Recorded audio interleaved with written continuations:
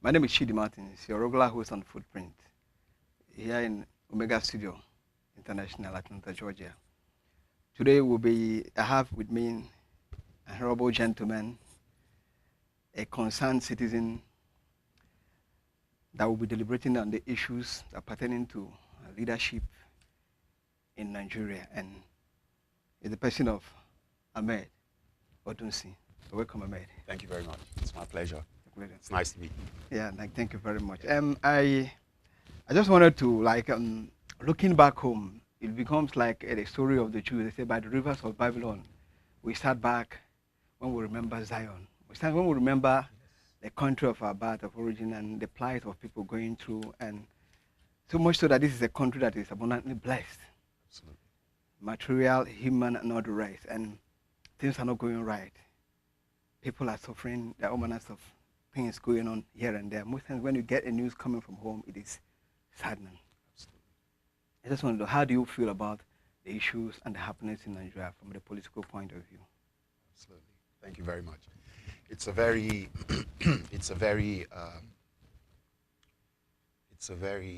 interesting question, which applies to Nigeria, Nigerians, and Africa as a continent. The case in study, Nigeria, is one of those cases that has eluded rationale. In the 21st century, Nigeria, by today, by all means, should have been an extremely glorious nation. Yeah. As you stated earlier, Nigeria happens to be one of those very few nations on the planet that has been exceedingly blessed with natural resources, human resources as well. And to find the country and its citizens, both at home and in diaspora, in the state in which we are today, is really an outrage. But as I've always seen it, even from when I was much younger, Yeah. I have always You are still young. Thank you. I have always hinged on the fact that Nigeria has lacked leadership. And I say that, I don't say that lightly. When I say Nigeria has lacked leadership, it simply means, in my opinion, Nigeria has lacked leadership right from the inception of its independence. The founding fathers for Nigeria, I'm referring to men like Chief Obafemi Awolowo, Dr. Nnamdi Azikiwe, Ahmadu Bello and the rest. These were supposed to be the founding fathers of the Nigerian Republic. And I strongly believe that the vision they had for Nigeria back then was a myopic vision. And it has continued till the present. If we look at the current leadership in Nigeria today, even going back 20 years, we have steadily and consistently had men and women that have always had a myopic view of dealing with the national issues such as education, society, infrastructure, economy, international relations, and so forth. And in a nutshell, I would just say Nigeria's major problem is lack of leadership.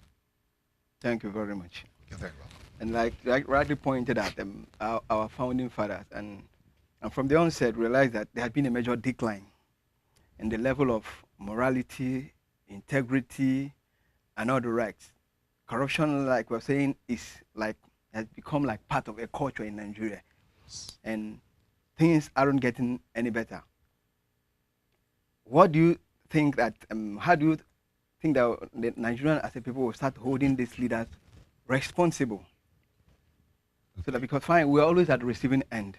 Absolutely. We realize they come and gather, they make us look as if they are enemies to themselves. They are not enemies, they are friends. Absolutely. To the detriment of the masses. Yes. So how do we as people hold them accountable to the positions they are holding. Because the money, the resources that they are spending or using or are embezzling, They're ours. it is the national, it is meant for you and national. I. It is not meant, even like in economics, we're told that if we can't make the next generation better off, don't make them worse off. Absolutely. Don't use, if we must use up this oil we have now in this generation, we must keep something for the generations yes, coming. For the generations coming. Now, we should out have, of this, in other words, we should use the resources we have now in a sustainable manner to ensure the sustainability of the future generations. That's right. And this is what's done in progressive societies all over the world.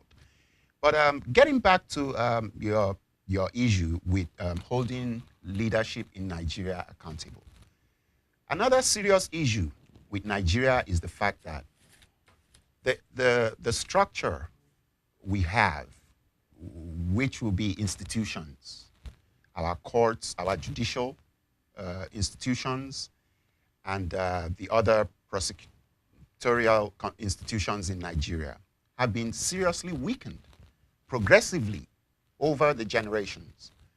And leadership in Nigeria, sadly, always feels they are above the law. In other words, there's a constitution in Nigeria. The constitution is for, say, 98 or 98.5% of Nigeria. But the remaining 1.5 or 1% of Nigeria that are really, I will, for lack of a better word, say, are really doing things that are detrimental to the progression of Nigeria, don't feel binded by that constitution. Our laws are flagrantly violated by our leadership consistently and continually. And that has always been the case in Nigeria. Nigeria has a pattern where leadership are never accountable. The citizens of Nigeria are continually and consistently abused. That's the way I see it. Let me comment a bit. In the area of the Nigerian legal structure and system, like rightly said, it is strong on the weak, yes, and the weak on the strong, just like a cobweb. Yes, the cobweb can get the tiny insects flying around, but when the major one comes, it crashes over. Right through it. Yes. Nigeria, you can see somebody that's been in prison. Sometimes we went to prison visitation. You see somebody that's been in Kirikiri for 4 years awaiting trial. What did he do? Just cross the major road, cross the Papa Should Express Road. You see somebody, we read a case of somebody that stole a phone of a governor. He will be prosecuted for a crime. He might be jailed. I'm not saying that what he did was right. Yes, absolutely. But those that are stealing millions, absolutely, what is being done to prosecute them? The legal system is practically biased. It's one-sided. It's not really a fair system. Yeah, like you can see in other developed countries, like in America, for instance, it's not as if the people in authority doesn't want to steal. Absolutely. It's not as if they don't want to embezzle, to do all sorts of things. It's human nature. Greed. Fine, but greed is a universal problem. Yeah, but there's a structure that you know that if I do this, there's consequences for your actions. Yes. Nobody says don't do it, but if you do it, there's a consequence. Yes. But in Nigeria, nobody. Absolutely. My piece on that will be, in other words, the injustice in Nigeria. My piece on that will be, as I stated earlier, that is not by accident. What's happening in Nigeria is by design. It's by design that the people in power or those that are well connected are above law, are above the law. The Nigerian Constitution, as far as they are concerned, is not even worth the piece of paper it's printed on. Sadly. But the fact is, injustice to anybody is injustice to everybody. For real. And we as Nigerians will have to stand up and take a tough stand. It's not going to be an easy fight. I'm not hereby calling for a revolution or anything. I don't believe in violence, but I believe in persistence, and I believe in speaking out. If Nigerians, especially the youth in Nigeria, those are the ones I would like to call to arm right now. The power, really, in any society is with the youth. It's in the hands of the people. It's in the hands of the people, Yeah. especially the youth. I'm a firm believer in the youth power, in the power of the youth. The exuberance, the strength, and the fact that they are looking down the road and their future is involved.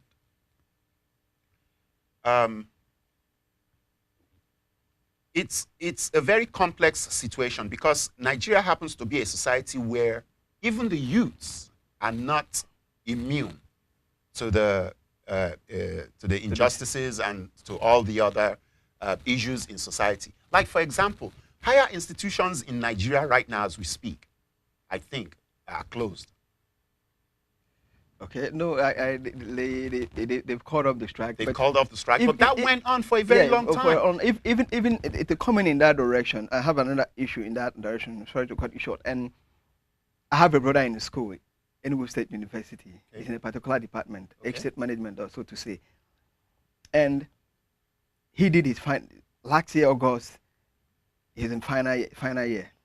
Did their project and everything. Pending when the ASU strike was still on, they were just doing the project. Rounded up around December, only for him to call some days back and weeks back and say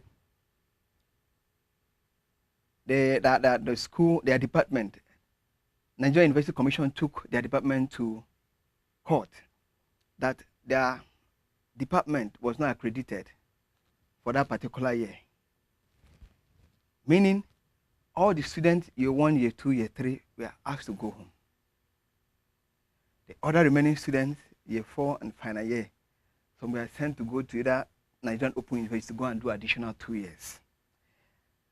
And I begin to ask, Issues like that, an issue like that, why should it be? And that's the problem, another problem with Nigeria. Why is it that it's always the least privileged, the weakest in society who have to bear the burden now for the mistakes of the most powerful in society? Without taking into cognizance of these children that are in this school, their parents must have spent. Parents, they spend over 100,000. the investment on each one of those students, as far as parents are concerned, especially in a society like Nigeria, it's not money is not easy, and most parents have starved, borrowed, begged, stolen, and nobody hearing about the case. to help those kids, just so they can have an education, to secure their future in that country. And the sad part is, when I hear cases like these, I feel like the leadership making such draconian decisions concerning the future of these young men and women, don't they have children going through the same educational system? Most of their children school abroad. That's the irony of the whole thing. That's Even that's Ghana has become a safe place for Nigeria. Most of the a haven for the elite in Nigeria and the privileged.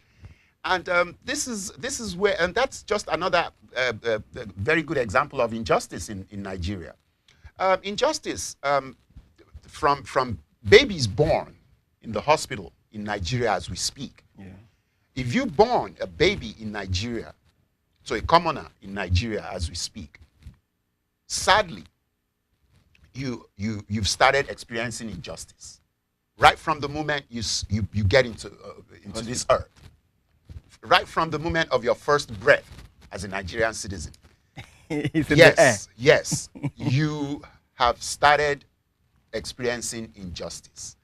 And until we start having justice and we start having men and women that are law-abiding and God-fearing people that truly care for their people to lead Nigeria, issues such as we've been discussing will continue to persevere in Nigeria. Even like rightly said, even most of the most part of it that is even more urgent or even more the irony of the fact, let me put it in that note, is the fact that even the youths are being caught up in this same web. I don't know whether it's like the leadership class has actually brainwashed the youth. That the youth are against themselves. Absolutely. In most of the social medias, when you see Divide and conquer. you see what the youth talked against themselves. When somebody writes and say maybe like President Goodnight, like said, when there is someone light everywhere, when criticizes the somebody criticizes the president, somebody somebody writes it up either from his side from his or side. and So in said, other words, the you are, tribalism thing what is we going just on in hear, you are a Nigeria fool, without even taking into account without understanding validity or the validity of the of the argument criticism. of the criticism. It says, say you are a fool. This one will say you are a bookie. This one will say you are a malu. This one will say dog eater. Is based on And these are the youth tribalistic views that we are hoping to salvage this nation. But I raised this earlier. Leadership in Nigeria has always had a myopic view, which means a very small, narrow view of themselves, the country they're supposed to be ruling, or their people, and even the world. So thereby, things like tribalism will thrive in such a society. The youth, it's a troubling aspect, what you have just raised. The youth in Nigeria, you will think in the 21st century, especially with the electronic age, there's the internet. Age. They can see what's going on in the rest of the world. They can see the activities of the rest of the world, the youth, and how youth in other parts of the world have brought their respective nations to a better order or a better place through dissent, protest, and speaking out. The social media in Nigeria predominantly is used for trivial issues, such as you just stated, to infighting and all that. And sadly, I will not blame the youth. I will still blame leadership. It's the youth. You know, we have an orientation of the youth is based on the leadership in any society. If you look at if you take Ghana, for example, if you compare the mentality of the youth in Ghana with the mentality of the youth in Nigeria, the youth in Nigeria, for the most part, they believe, hey, I grow up, I go to school, not necessarily to do research and development, but it's just to get a PhD. I get a PhD, I might land a ministerial job like Okonjo-Iweala, I land a ministerial job, and then there's money. Whereas, for the most part, if you take a youth in Ghana pursuing a PhD program in Ghana, it's to do research and development. It's mostly to do things that will better his or her society collectively. In other words, the average youth in Ghana is not thinking individually. The average youth in Nigeria is thinking individually. And such attitude and behavior comes from the way they've been raised, from what they've seen, perception from what they've seen, from what's supposedly accepted in society. We live in Nigeria happens to be a society where corruption is celebrated, even rewarded. So taking you in that direction, there are some ministerial nominees that will have presently on the floor of the National Assembly to be confirmed ministers in Nigeria. There are two people there that people are raising eyebrows. One is the former governor of Adamawa State, Haruna. Former governor standing trial of 151 million presently $151 million on EFCC, and is on the nomination. Naira. Okay. It's on the nomination list for ministers. And also have this other guy that was accused then and detained for the killing of nobody knows because that he was involved in the killing of Attorney General of Nigeria, Bola Ige, in the person of Jelili additional. Okay. They was actually detained with one of the senators, Senator Omisore, and not direct. Okay. They were detained for several months before the case was trashed out. Fine. It's also on the list, and people are raising questions. Why bringing these people of questionable character?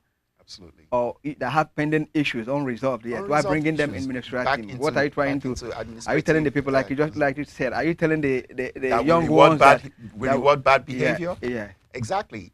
Yes, these are issues, and like you said, the youth in Nigeria are watching. It doesn't necessarily mean everybody is on the same page. That's never the case with humans. You know, a glass of water could be half full or half empty, depending on perspective. But I believe, for the most part, in a society where people have very limited opportunities for existence, such behavior or such perceptions are held on to for the simple fact that here, hey, I could still do all these things and still get ahead, in life. It's another one of those, it still goes on that injustice. Injustice on the part of Nigerians. If a gentleman or woman has been prosecuted for such heinous crimes, Yeah. such as embezzlement or murder or any other issue, why should a person like that even have the audacity to run for public office? And who who in their right mind of sense would appoint such an entity into a government that they are expecting to be perceived as credible? Okay, leadership in Nigeria is quick to say Nigerians are criticizing them, and are fighting tooth and nail to get credibility. But these are the things they do, because actions do speak louder than words. Okay, these are the actions they engage in that tells us otherwise. So in other words, they're busy trying to tell us they care for us, but at the same time, through their actions, we see that they don't care for us. They only care for themselves. Still in that direction, do you think like we've seen PDP, like the ruling party, as all in all, Okay. the largest party, they acclaim largest party in Africa. I believe that a healthy competition will actually go a long way in challenging most of the issues. Yes. Do you think that the APC coming up and all the rest with the whole thing, what do you think about that? Do you think is a solution to what we're actually trying to achieve? Yes, the political scene in Nigeria, and since focus is on Nigeria, when I discuss, I like to have a global view and a regional view. It's allowed. But the fact is, we talk in Nigeria, really, and that's what's really making influences from everywhere. Absolutely. Of course, there can't be a single ruling party. That's monotony. That's not the idea. That's like what is prevalent. Exactly. We want to have a truly functional, democratic system of government in Nigeria. Yes, no democracy is perfect. Even the United States of America, that happens to be the founding father of democracy, it's still a work in progress. But even if you look back to the Abraham Lincoln days, they have always, in this country, respected the Constitution. The Constitution for the Federal Republic of Nigeria explicitly states that opposition is allowed and legal. Political parties coming up, both the ones in existence and the ones coming up, should be accorded the same platform, a fair forum to express their views. This is how nation building happens. Nation building happens by me listening to you and you listening to me. I might not like what you are saying, but sometimes I can learn from you if I'm progressive enough. But the question in the minds of Nigerians are, this the APC that's coming up, that is no different people from PD, because it's actually the same people that either moved from here and went and started here. So, in other words, it's looking like it's a hopeless situation. But I would like to say at this point, no matter how hopeless a situation, as long as the citizens of Nigeria does not give up, it could still turn around and become hopeful. Unfortunately, in this day and age, the 21st century, there are so many tools that we can use that's at our disposal, just like this forum and other forums, for people to voice their opinions and their dissent.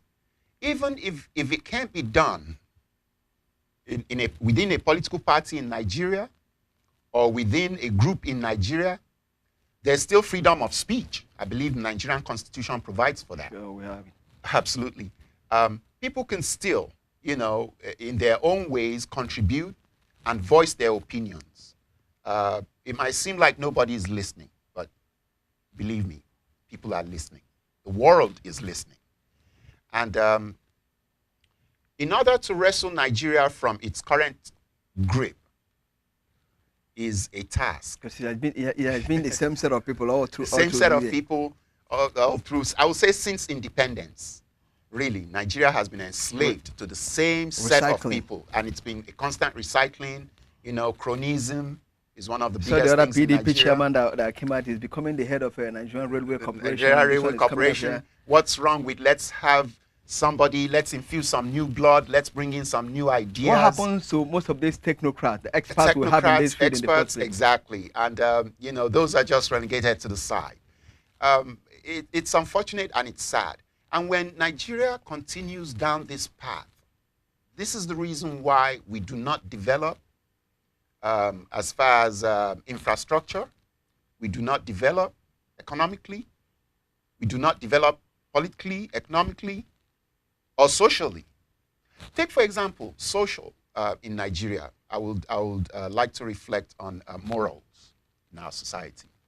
When you and I were growing up in Nigeria, we grew up in a society where, of course, manners, how to carry yourself, how to address your elders, how to conduct yourself in a honorable way.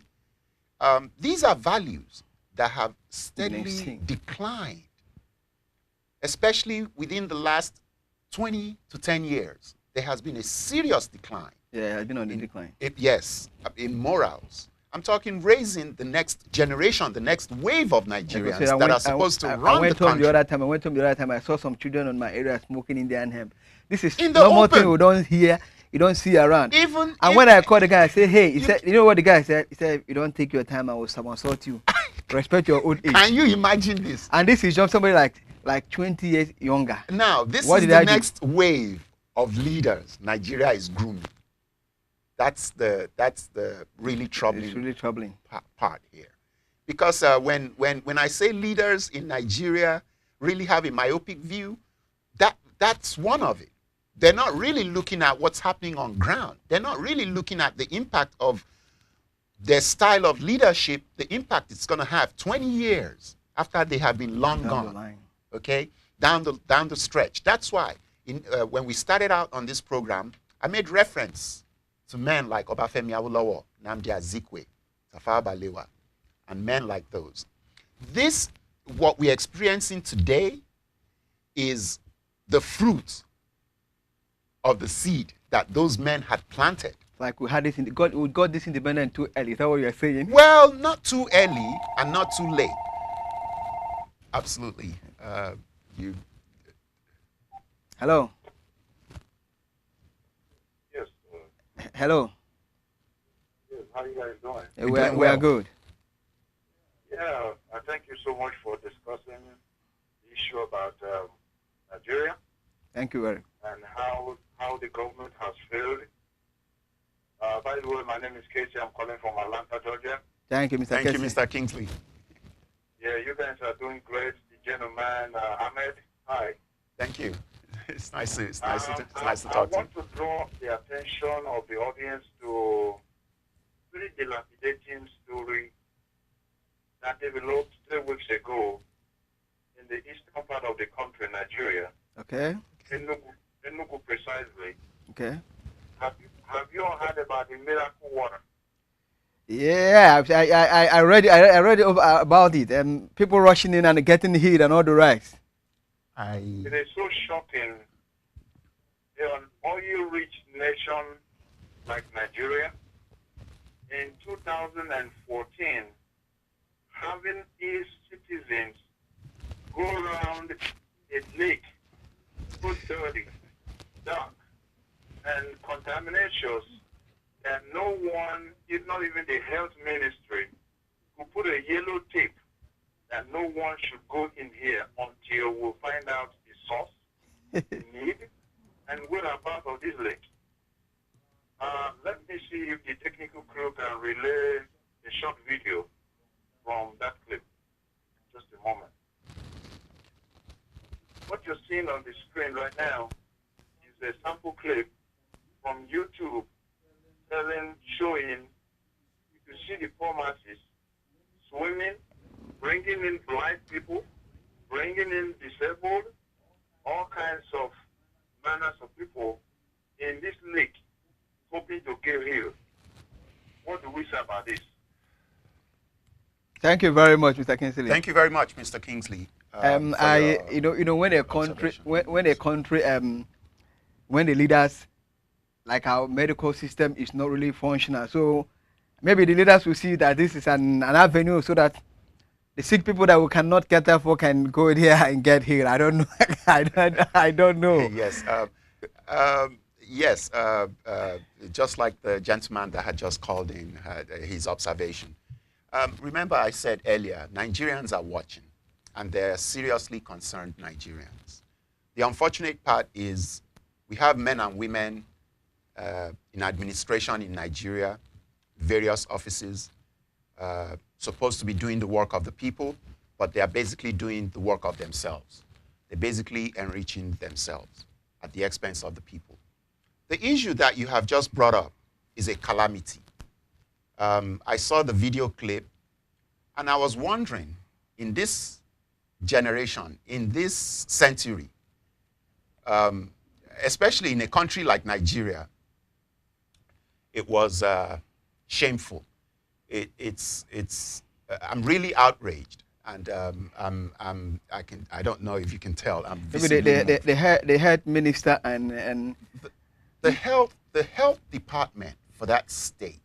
As a matter of fact, I'm wondering why people are not calling for the removal of the health commissioner or minister. If this happened in a state, obviously it's under Ministry of Health.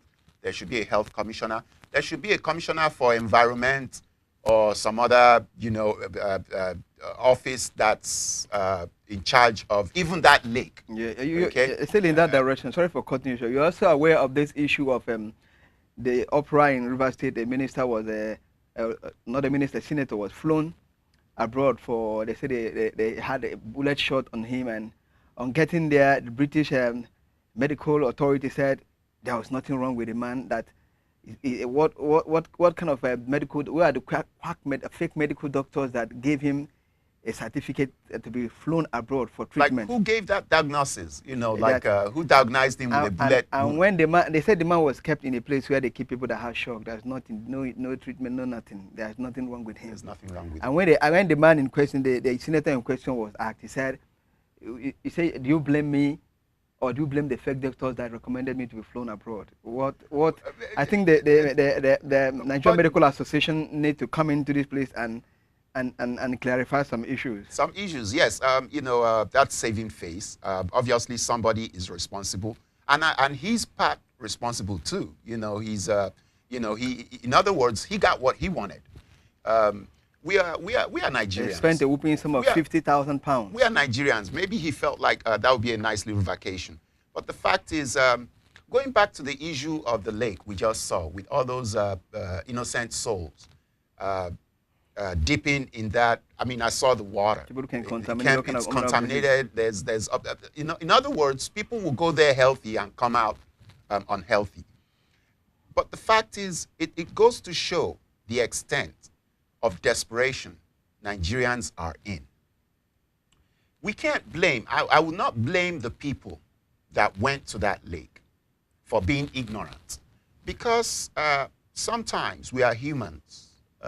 When we put in a desperate situation, we are inclined to do things irrationally. Irrationally, all right. A lot of these people probably have health issues that they could not get conventional treatments for in a hospital due to the fact that their state does not provide health services. So if they hear of a miracle happening in a body of water, they're inclined to go there. Pool of Bethesda. And it goes back to the administrators of that state. Hello. Yeah, they lost the call. Yeah. And it still goes back. I lay full responsibility at the foot of the administrators of that state, starting from the state governor.